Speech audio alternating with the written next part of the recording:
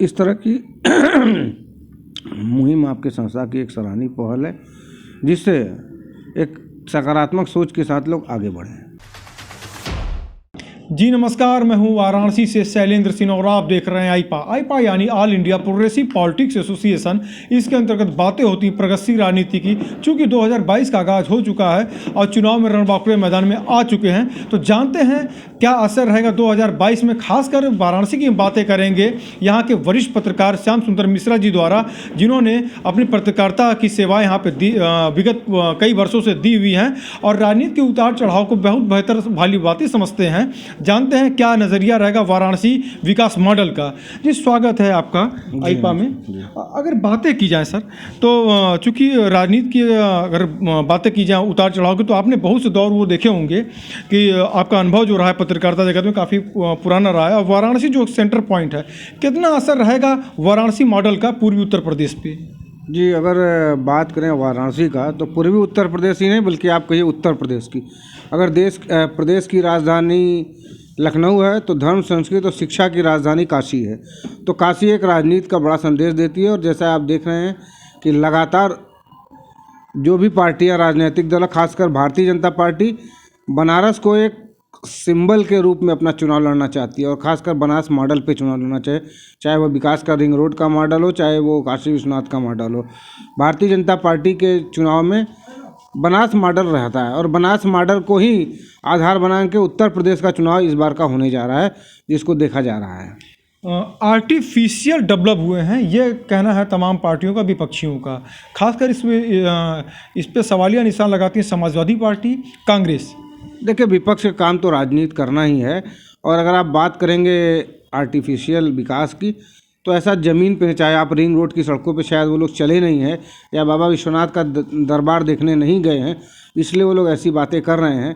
क्योंकि अगर आप जाते हैं जब भी काशी विश्वनाथ दर्शन करने, तो जो चक्री गलियाँ थी, जो वहाँ विकास था, एक नया मॉडल है। जब आप इस बार हम लोग भी गए थे जब प्रेस कॉन्फ्रेंस करने, मुख्यमंत्री ने इस बार प्रेस कॉन्फ्रेंस वहीं पर किया था, तो विश्वनाथ धाम का जो लुक था वो देखने लायक था कि हाँ, एक विश्वस्तरीय जो मंदिर है, जो पुराना हेरिटेज था, वो अब आधुनिक काशी विश्वनाथ मंदिर हो गया है। बदलाव की बातें की जाए वाराणसी में, रिंग रोड की बातें की जाए, तो रिंग रोड है जैसे फेज़ 1 और फेज़ 2 अभी हाल ही में उद्घाटन हुआ इसका।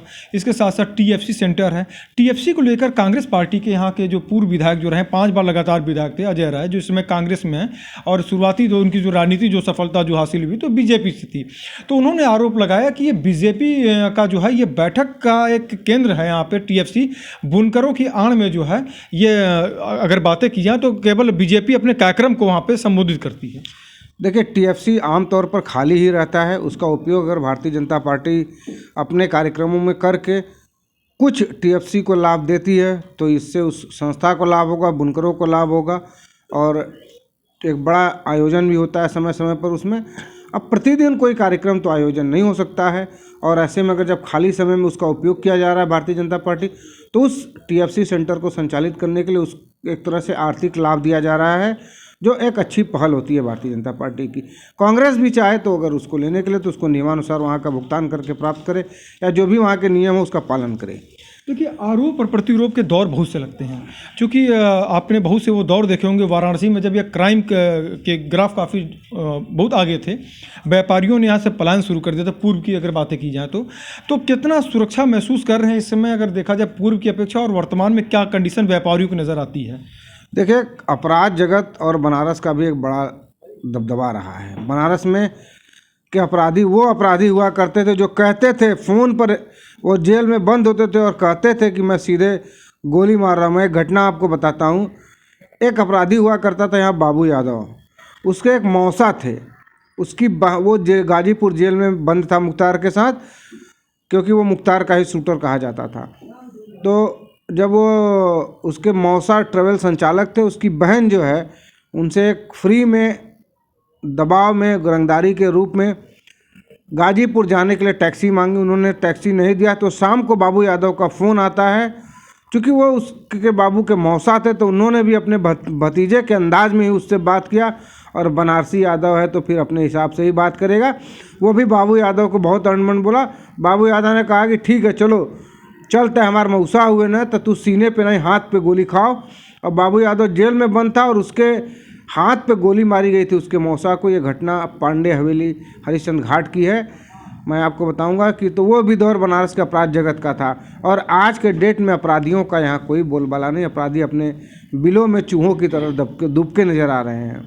सप्त सागर मंडी है, बड़ी दवा मंडी है। इसके साथ साथ हड़ासराय की बातें की जाएं, इसके साथ साथ विश्वेश्वरगंज की बातें की जाएं, तो तमाम यहाँ पे शूटर्स काफ़ी परेशान करते थे। यहाँ पे बनारस में कोयला व्यवसायी हो, कपड़ा व्यवसायी हो, दवा व्यवसायी हो, सब सागर दवा मंडी के व्यापारी हों, ये सभी लोग, यहाँ मिष्ठान भंडार के बड़े क्षीर सागर वाले हों, ये सभी लोगों के ऊपर, चाहे वो बड़ा मुन्ना बजरंगी कभी हुआ करते थे। अभी कुछ दिन पहले आपको याद होगा जब मुन्ना बजरंगी जीवित था तो उसके नाम पर बर्गर किंग जो यहाँ का व्यवसायी है रेस्टोरेंट का बड़ा, उससे 10 लाख रुपए की रंगदारी मांगी गई थी।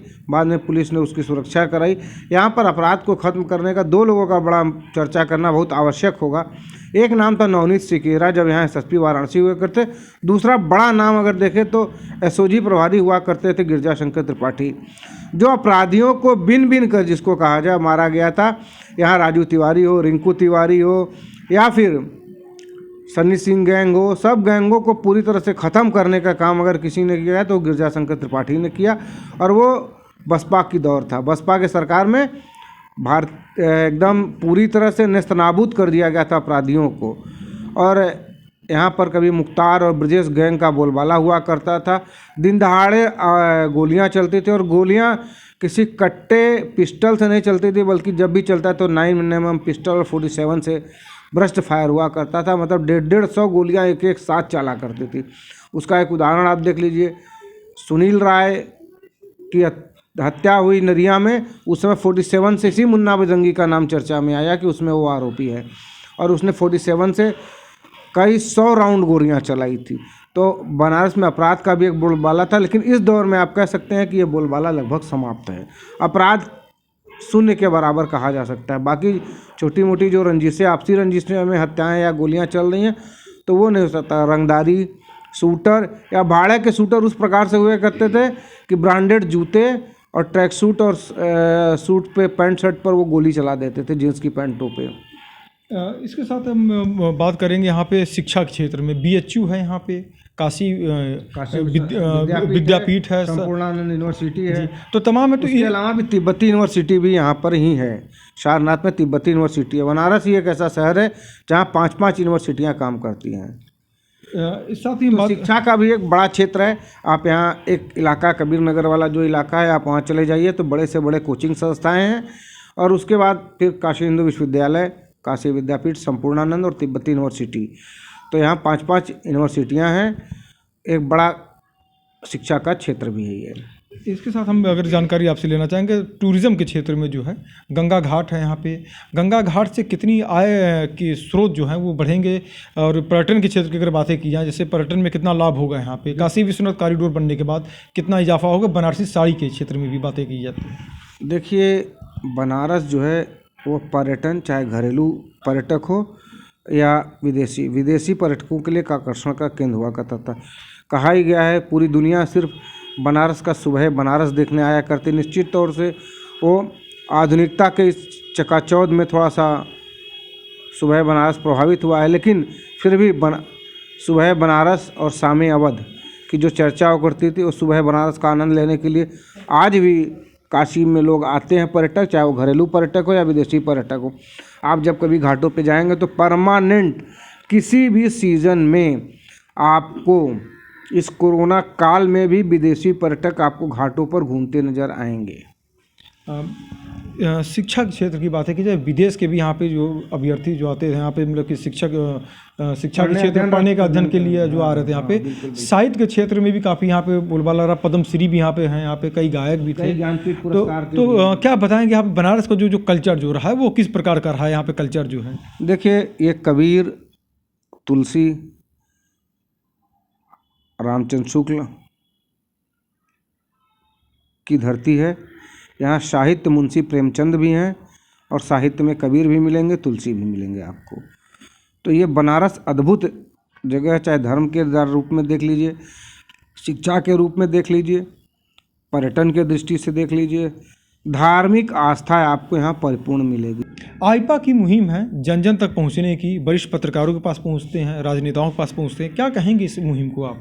इस तरह की मुहिम आपके संस्था की एक सराहनीय पहल है, जिससे एक सकारात्मक सोच के साथ लोग आगे बढ़ें। अच्छे पहल है, इसका हम स्वागत और अभिनंदन करते हैं। तो आप थे हमारे साथ श्याम सुंदर मिश्रा जी, जिन्होंने बनारस के पूर्व में घटित घटनाओं पे और यहाँ के धर्म के क्षेत्र के विषय में पूरी जानकारियाँ प्रदान की। वाराणसी से शैलेंद्र सिंह, आईपा।